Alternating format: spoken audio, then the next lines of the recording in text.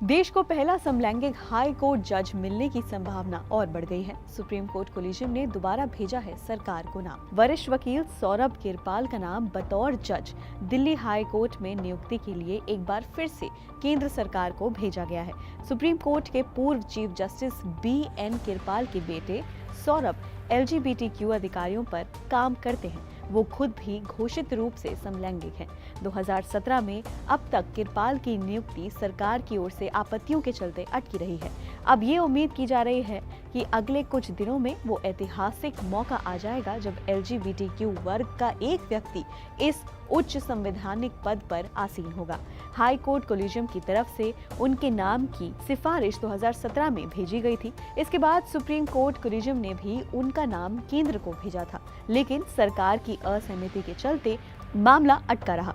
अब एक बार फिर से chief justice DY Chandrachud, justice Sanjay Kishan Kaul और KM जोसेफ के कोलिजियम ने उनका नाम केंद्र सरकार को भेजा है। सुप्रीम कोर्ट कोलिजियम ने एक से ज्यादा बार किरपाल के नाम की सिफारिश केंद्र सरकार को भेजी है।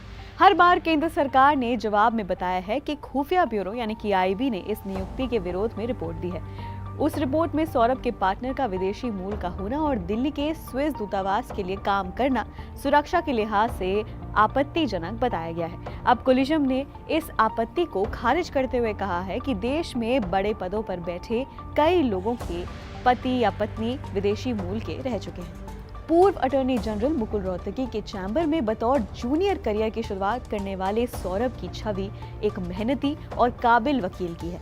उनकी योग्यता पर मुहर लगाते हुए दिल्ली हाई कोर्ट के सभी 31 जजों ने सर्वसहमति से उन्हें वरिष्ठ वकील का दर्जा दिया। सौरभ किरपाल ने दिल्ली के सेंट स्टीफन कॉलेज से फिजिक्स में ऑनर्स के अलावा विदेश के प्रतिष्ठित ऑक्सफोर्ड और कैम्ब्रिज विश्वविद्यालय से कानून की पढ़ाई की है। समलैंगिकता को अपराध ठहराने वाली IPC की धारा 377 के खिलाफ कानूनी लड़ाई में भी वो सक्रिय रहे। उन्होंने याचिकाकर्ता नवतेज जौहर के लिए कोर्ट में जिरह की। माना जा रहा है कि उनकी हाई कोर्ट जज के रूप में नियुक्ति समाज में इस वर्ग के बारे में स्थापित धारणाओं को तोड़ने में मददगार होगी। LGBTQ वर्ग के वकीलों को प्रोत्साहित करेगी। समाज में स्वीकार्यता बढ़ाने से दूसरे क्षेत्रों में भी इस वर्ग के लोग मुख्य धारा से जुड़ सकेंगे। केंद्र ने IP रिपोर्ट के आधार पर वकील सोमशेखर सुंदरेशन को बॉम्बे हाई कोर्ट का जज बनाने की सिफारिश लौटा दी, लेकिन कोलिजियम ने उनके नाम की सिफारिश केंद्र को फिर से भेज दी। केंद्र ने कहा कि सोमशेखर सोशल मीडिया पर मुखर रूप से अपनी राय रखते हैं, लेकिन कोलिजियम ने कहा कि ये कोई अयोग्यता नहीं है। हर नागरिक अपनी राय रखने के लिए स्वतंत्र है।